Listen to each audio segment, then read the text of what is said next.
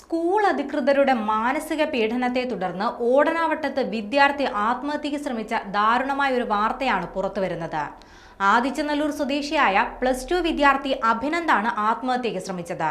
അഭിനന്ദ് നിലവിൽ മിയണ്ണൂർ അസീസിയ മെഡിക്കൽ കോളേജിൽ ICUവിൽ അത്യാസന്ന നിലയിൽ ചികിത്സയിൽ കഴിയുകയാണ്.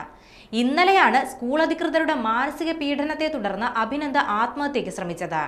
വീട്ടിൽ ആരുമില്ലാതിരുന്ന സമയത്ത് അമിതമായ ഗുളിക കഴിച്ചാണ് ആത്മഹത്യയ്ക്ക് ശ്രമിച്ചത്. പിന്നാലെ അമ്മ വീട്ടിൽ തിരികെ എത്തിയപ്പോഴാണ് ദാരുണമായ കാഴ്ച കാണുന്നത്. ഓടനാവട്ടം KRGPM സ്കൂളിലെ +2 വിദ്യാർത്ഥിയായിരുന്നു അഭിനന്ദ്. കുറച്ചു നാളുകൾക്ക് മുൻപ് സ്കൂളിൽ വിദ്യാർത്ഥികൾ തമ്മിലുണ്ടായ സംഘർഷമാണ് പ്രശ്നങ്ങളുടെ തുടക്കം. മറ്റു ചില വിദ്യാർത്ഥികൾ തമ്മിലുണ്ടായ തർക്കത്തിൽ പ്രതിസ്ഥാനത്തേക്ക് സ്കൂൾ അധികൃതർ അഭിനന്ദിനെ കൂടി വലിച്ചിഴയ്ക്കുകയായിരുന്നു. പിന്നാലെ വിദ്യാർത്ഥിയെ താൻ മർദ്ദിച്ചിട്ടില്ലെന്ന് അഭിനന്ദ് ആവർത്തിച്ചു പറഞ്ഞിട്ടും സ്കൂൾ അധികൃതർ ഇത് മുഖവിലക്കെടുത്തില്ല. അഭിനന്ദിന്റെ സഹപാഠികൾ ഉൾപ്പെടെ വെളിപ്പെടുത്തുന്നത് അഭിനന്ദ് ആരെയും മർദ്ദിച്ചിട്ടില്ല എന്ന് തന്നെയാണ്. CCTV ദൃശ്യങ്ങൾ പരിശോധിച്ചാൽ തന്റെ നിരപരാധിത്വം മനസ്സിലാകുമെന്ന് അഭിനന്ദ് പറഞ്ഞിട്ടും അതിൽ നിന്നും ഒഴിഞ്ഞുമാറുന്ന നടപടിയാണ് സ്കൂൾ അധികൃതർ സ്വീകരിച്ചത്. പിന്നാലെ പൂയപ്പള്ളി പോലീസിൽ സ്കൂൾ പ്രിൻസിപ്പൽ തന്നെ പരാതി നൽകുകയും ചെയ്തു. അവിടെയും പ്രതിപട്ടികയിൽ അഭിനന്ദിന്റെ പേരുണ്ടായിരുന്നു. തുടർന്ന് പോലീസ് ഉദ്യോഗസ്ഥർ അഭിനന്ദിനെ സ്റ്റേഷനിൽ വിളിപ്പിക്കുകയും നടപടി സ്വീകരിക്കുകയും ചെയ്തു. ഇതിന് പിന്നാലെയാണ് അഭിനന്ദ് മാനസികമായി തളർന്നു പോയതെന്ന് വീട്ടുകാർ പറയുന്നുണ്ട്.